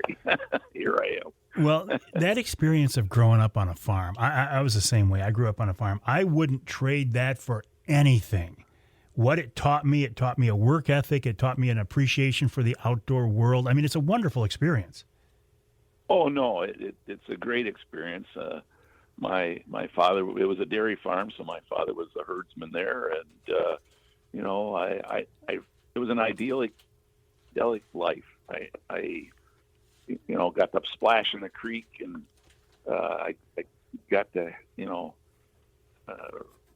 work with calves, and, we had some horses. So it was just, and I could just wander. There were, about 600 acres. I could go anywhere, anytime I wanted. I mean, I got home from school and we left my books, on the table and walked out until dark, just walking around looking for frogs and, getting dirty.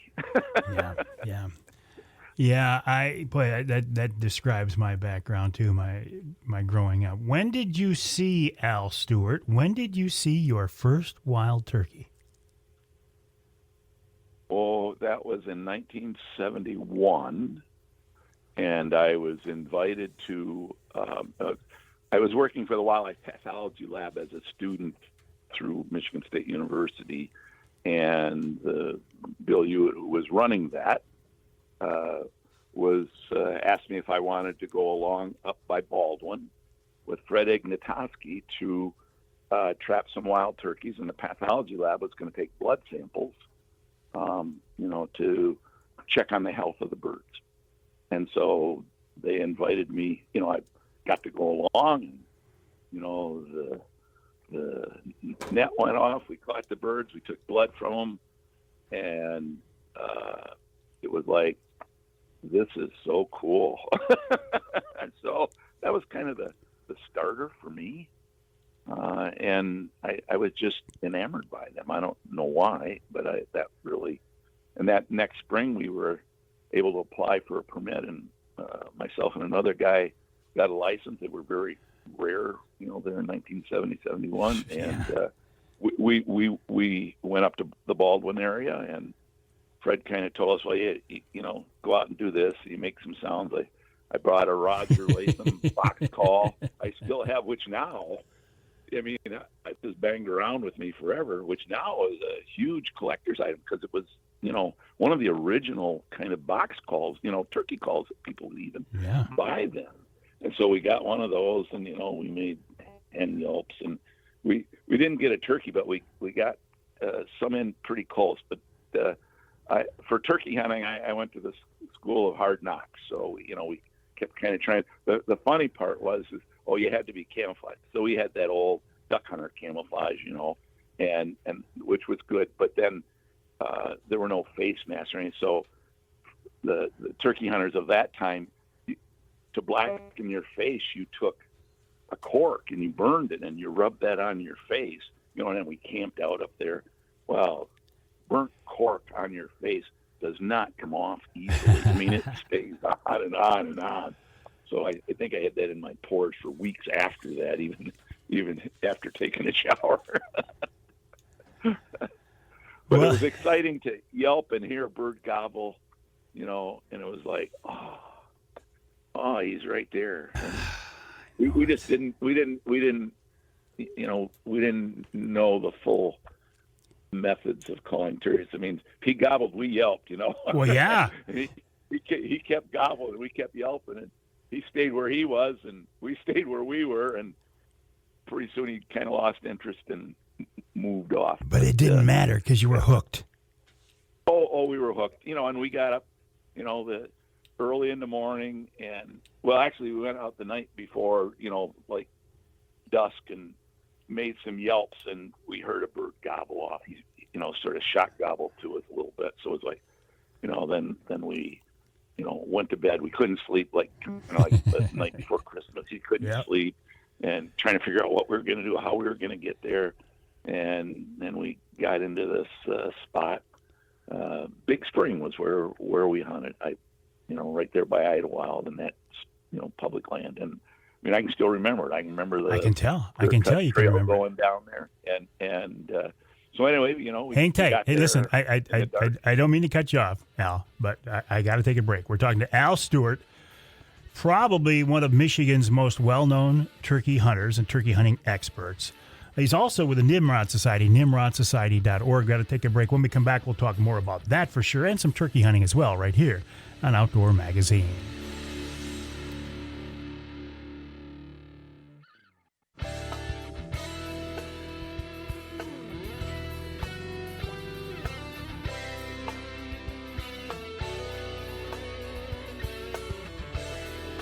You can hear the Outdoor Magazine show in Ludington on News 97, 98, 98.7 WLDN, and you can hear us north of the bridge in Manistee, WTIQ, 1490 AM, 95.3 FM.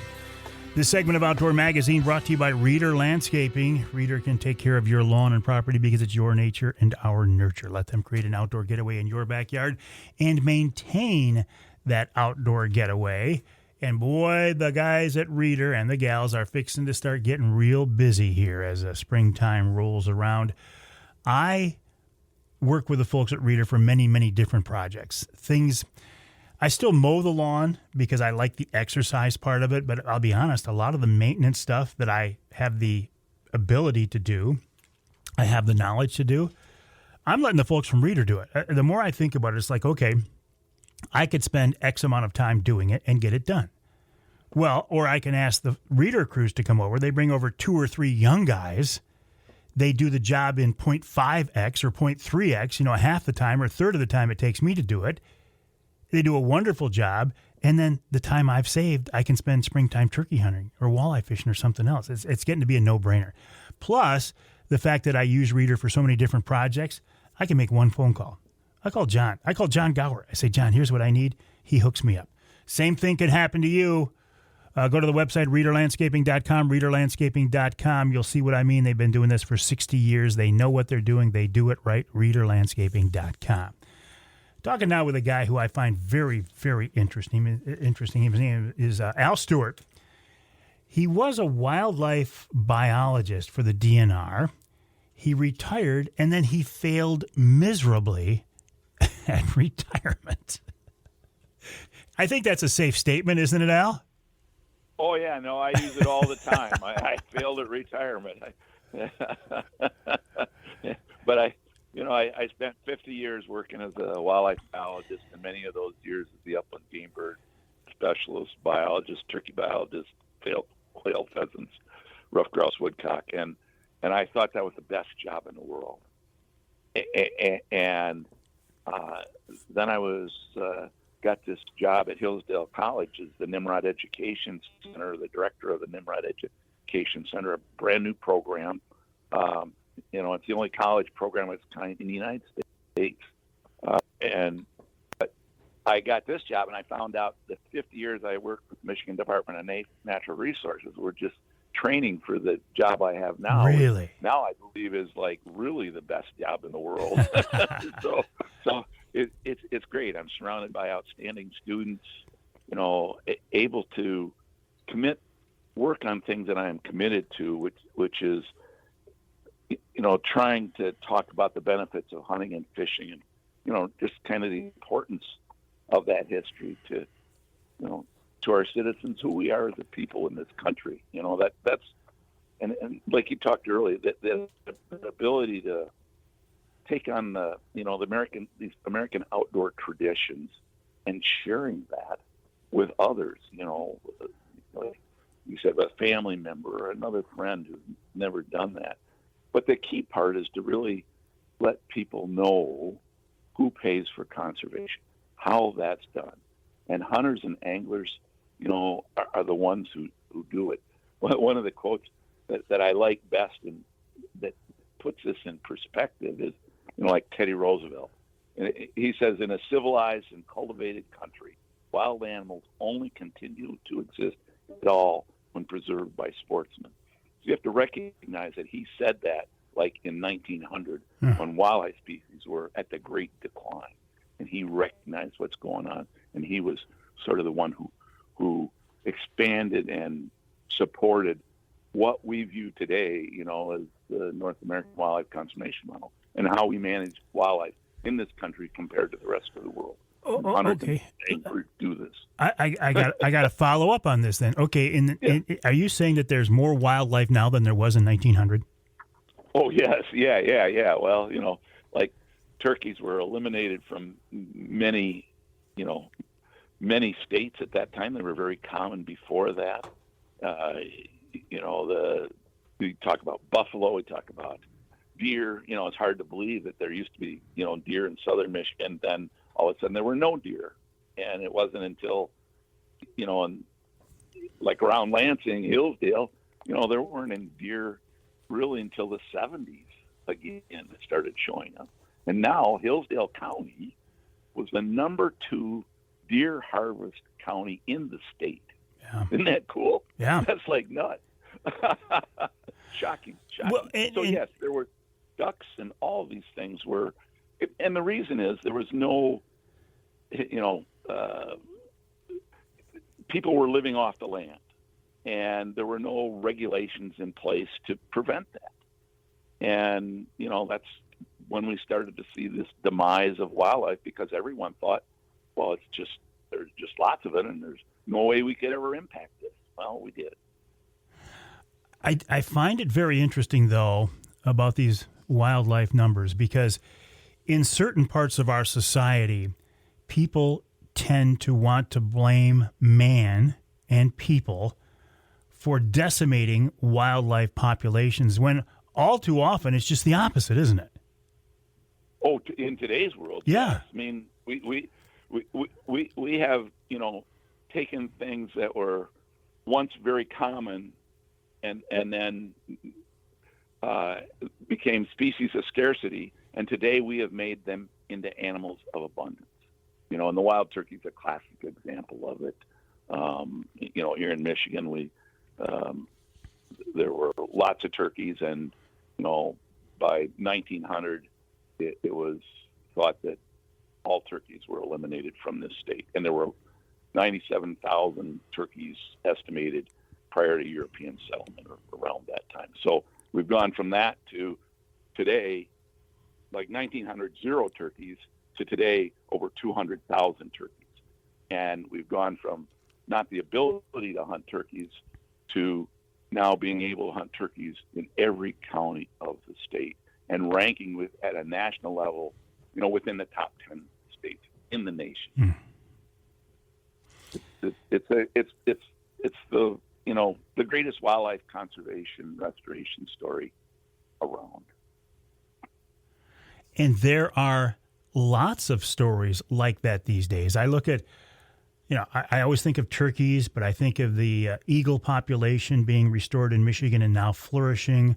I look at our walleye fisheries in our state that are world class, that, Saginaw Bay was decimated by overharvesting and pollution back in the 40s. Now look at it.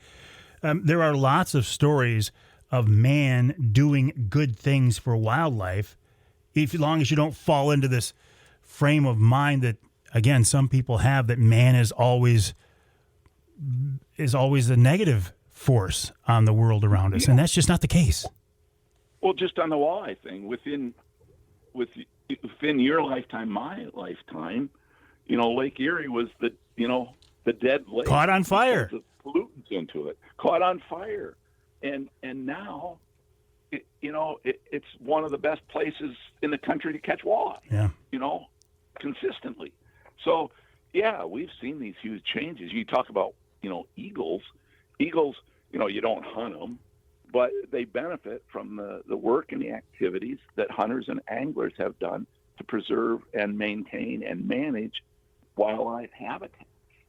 And so it wasn't that necessarily hunters were managing for eagles, but they were managing for everything that the eagles ate. Yeah. Yeah. and creating that habitat that allowed eagles to prosper. So eagles were an endangered species not that long ago, and now, like in the 70s, and now they are no longer even listed. And there are more eagles nesting in Michigan than anywhere else in the continental United States. I did not know that. I didn't know that. Yeah. So it's, we've made these great strides, but the foundation, the base of who pays for that really is through Pittman Robinson Wildlife Restoration Funds, Ingalls Johnson Funds. Like I said, those dollars aren't spent directly on an eagle, but the eagles benefit from all the work that hunters and anglers do for conservation and continue to do. And that's just through, buying hunting licenses, firearms, ammunition, that whole gambit through the Pittman Robinson, let alone the additional funds that and activities that people that belong to Pheasants Forever, the Rough Grouse Society, or Rocky Mountain Elk Foundation, any of these other, as we say, non-governmental agencies are also pumping money into this system because they believe in wildlife, and they believe in restoration, and they believe of the tradition of hunting and fishing that formed this country and who we are as people today. I want to go back to the Nimrod Society, and I admit that I was ignorant to this. I had always heard the term in the past, Nimrod, as being a negative. Oh, you're such a Nimrod, as a negative thing. And then it was you, Al Stewart, who educated me that in the Bible, Nimrod was something different. Now, I read the Bible, but I wasn't aware of that part of it. So this whole Nimrod Society, what is this about? Well, a lot of people aren't familiar with the actual meaning of the word, and most everybody's in the same boat as you. They're they've read the Bible, but nobody knows what Nimrod is. And for thousands of years, Nimrod was a very positive term, and Nimrod is mentioned in Genesis in 10.8, if anybody ever wanted to look it up, but as mighty hunter before the Lord. And it wasn't until the 60s, still black and white TV, then in the cartoons that you and I had the ability to watch on one channel in black and white was Bugs Bunny. And at Bugs Bunny, at the end of every episode, using adult humor, saying to Elmer Fudd, "You're a Nimrod, you're a doofus." And from that point on, Nimrod has kind of taken on this second meaning, which most people think of today. And it's just interesting as you start to learn the history of words and people and, why we are where we are. And so the Nimrod Education Center at Hillsdale College was, the name comes from Mighty Hunter Before the Lord, and Alan Taylor, who is the one who helped, had the idea and helped fund. And Al, let's follow up on this. I'm going to offer you the coveted third if you can stick around. I suspect you can. We're talking with Al Stewart of the Nimrod Society, Nimrod Education Society, nimrodsociety.org. We'll take a break. More about this group I find so fascinating coming up after the break right here on Outdoor Magazine.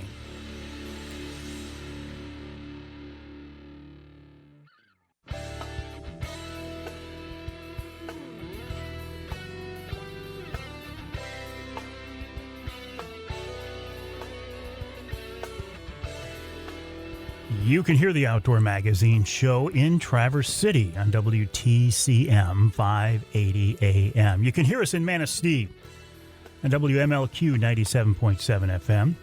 And you can hear us in Saginaw, WSGW 790 AM, 100.5 FM.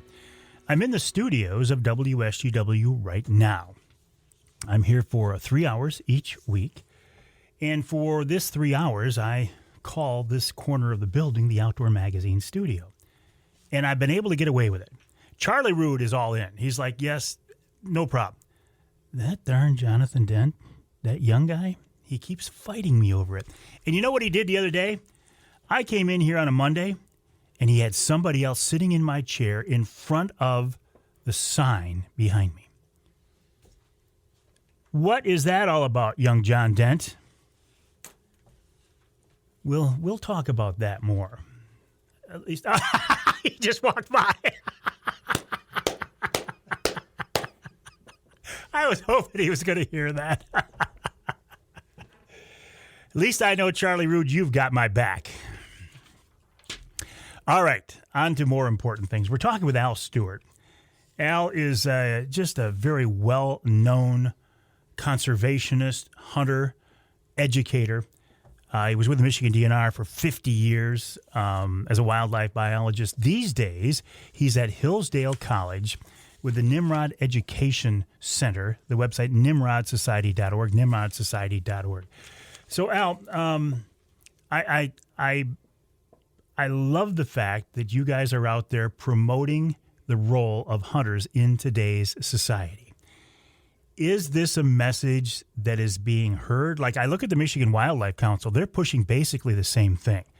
Are you folks making a difference? Are you making a dent? Or do the non-hunters and anglers that are out there still not get what it is that we do? Oh, we're making a difference, just like the Michigan Wildlife Council is, and to kind of go into the background of that, Alan Taylor, who's, just a very committed conservationist and really key to making sure, citizens understand the importance of hunting and fishing, and again, that tradition. So Alan Taylor was one of the people who helped in the formation of the Michigan Wildlife Council. He's also the president of the Nimrod Society, and then is the one, through a generous gift to Hillsdale College, is who helped us create the Nimrod Education Center at Hillsdale College, with this full, this very clear mission of trying to make people understand why we have wildlife and fish today and who actually paid to make this happen. And so Alan Taylor's really the key guy in this, and he helped to form the Michigan Wildlife Council based on what was going on in Colorado with the Colorado, Wildlife Council. And you've been involved with the Michigan Wildlife Council. So, you can share the depth of, what this means. But I think the dial is moving, and different researchers who look at social impacts or on individuals who may not be hunters or anglers, have proven this. These messages are getting out, and people are beginning to understand, what it's all about. And the key part of this is, you have polarized groups that, are against hunting, and then you have hunters or anglers or what I call conservationists, sort of on the other end that believe and understand. But there's this, as they say, the 80% in the middle that's gray. They just don't know anything about it or very little about it. And so those are the people that, they're neither pro nor con at this point, but they need to understand this conservation message. And I think, again, we're moving the dial. And at Hillsdale College, I have what's called, they're originally called Nimrod Fellows. They're students there at the college.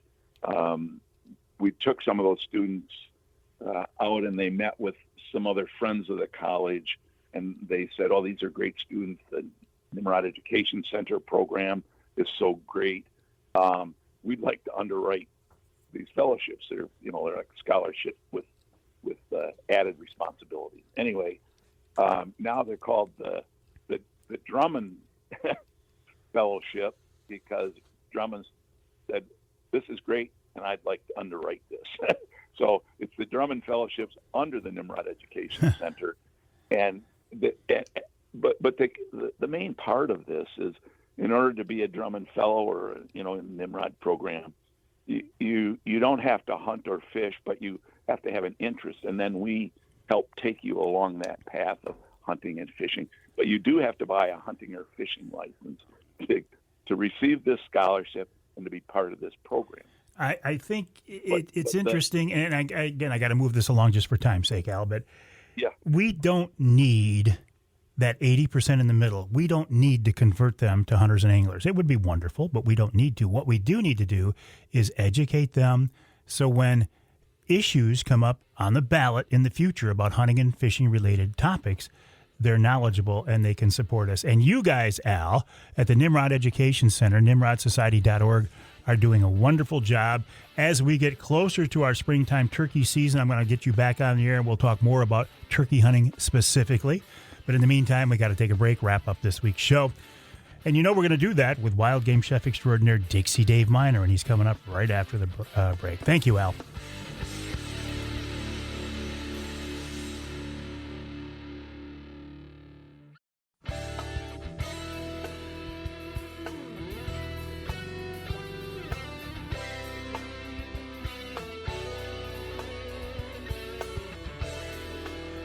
Welcome back to Outdoor Magazine. So glad to have you along with us. My name is Mike Avery. I'm here every week for 3 hours talking about the great outdoors, the history and tradition of the outdoor lifestyle here in the great state of Michigan and occasionally beyond. Part of that outdoor lifestyle, that tradition, involves cooking fish and wild game. And when you start talking about cooking wild game, boy, the face that comes to my mind every time is going to be wild game chef extraordinaire Dixie Dave Minar. I'll bet you, I can't imagine how many recipes, how many meals, how many dishes I have seen Dave prepare over the years. But it's got to be well into the hundreds. And each week he joins us here on the radio show to wrap up with another great wild game recipe. And this week is no exception. David, welcome back. How are you? What do you have for us? Well, Mike, I got a deer camp venison stew, and this would be the size that we're going to make this dish is almost what we would do for a catering. So it's going to either serve 10 hungry people or 5 hungry hunters. All righty. It's a large batch, and you can adjust the ingredients to your size of meal.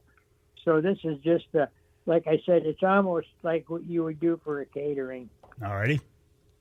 So we need about 5 pounds of trimmed venison, cubed, medium sized. And all of these other ingredients are going to be cubed, medium sized. 2 pounds of potatoes, 2 pounds of onions, 2 pounds of carrots, and a head of celery. All diced, stew-sized pieces. You'll need a gallon of water or stock. And if you're going to use water, use better than bouillon beef base to adjust the flavor, because it'll give you a lot more flavor than without anything in it. So, or if you wanted to make stock, you could make stock from the deer bones and boil it for a few hours, and that would help you out too. So you need between 1 to 2 cups of red wine, between a teaspoon and a tablespoon of garlic, depending on how much garlic your family enjoys, diced fine, salt and pepper to taste, and you can make a roux, which would be either melted butter or oil and flour mixed together, and it's a thickening agent. Or you could use cornstarch, whichever you're comfortable with, and you need a roasting pan, a big one, because there's a lot of ingredients. So in a heavy hot frying pan, add a small amount of oil, brown the venison on all sides, and you're going to do it in batches, and then place it in the roasting pan. Store your potatoes in water once you cut them up, peel them and cut them. You don't even have to peel them. Some of these russets are nice and smooth skin. You just got to scrub them down real good. It depends on your family, So you're going to saute the vegetable in batches, except for the potatoes, in the same frying pan used for the meat. You're going to brown the meat off. And after each batch is finished, remove from the frying pan and add to the meat mixture in the large roasting pan. One of them big blue ones would be great. Pour a cup of red wine into the frying pan, and on a nice hot fire, take a spoon and stir up all of the loose bits from the bottom of the pan drippings, and add this liquid to the meat mixture and vegetable mixture. So now you're at the point where you're going to add the stock. Whether you're going to make stock or use, I would say you don't want to use jarred gravy, because it would take too many jars of this. It'd probably take 4 or 5 jars. But it's up to you, I guess, So add the stock and the remaining wine to the frying pan, stir it and bring it up to a boil. And now, if you're going to use cornstarch, you're going to melt it down with some water, and you're going to start to stir this into the liquid till the desired thickness is. And then you're going to pour this over the meat and vegetables and bake uncovered 350 degrees for between 2 and 3 hours, depending on how much tender your meat is. After 2 hours, check the meat. If it's starting to get tender, you can add the potatoes 30 to 40 minutes before you're done. And I would suggest to serve this over noodles or rice, or homemade biscuits would be just wonderful. Like I said, this is a large batch, so you can adjust the ingredients to your size of a pan. that you're going to be making. Or if you make a large batch, you can freeze it and take it up to deer camp. Yeah, I know when you said 5 pounds of venison, I'm like, ooh, that is a lot of venison. Right. It doesn't have to be the most tender spot, the tender of the venison either, because you're going to cook it for so long. I wouldn't use shank meat or shin meat, like that, but any of the other stuff would be just fine and dandy. Excellent. All right, Dave, always a pleasure. I look forward to our weekly recipes. How about a springtime fish dish of some kind next week? Some kind. All right. Will do. All right, sounds good. Wild game chef extraordinaire Dixie Dave Minar, a big part of the Outdoor Magazine show. You can, by the way, still enjoy Dave's cooking in person. He's still doing some catering events, and he cooks every week at the King's Dish restaurant in Standish. I'm going to have to start sending the guy who owns that an invoice, too. That's a lot of exposure I give the King's Dish. But you know what? I don't care because wild game chef extraordinaire Dixie Dave Minar, good friend of mine, good guy, and I look forward to our visits every week. I look forward to sitting at this microphone every week. I appreciate your time. I want to hear from you. Send me an email to mike@mikeaveryoutdoors.com. Check out the website, mikeaveryoutdoors.com. And I'll talk to you next week right here on Outdoor Magazine.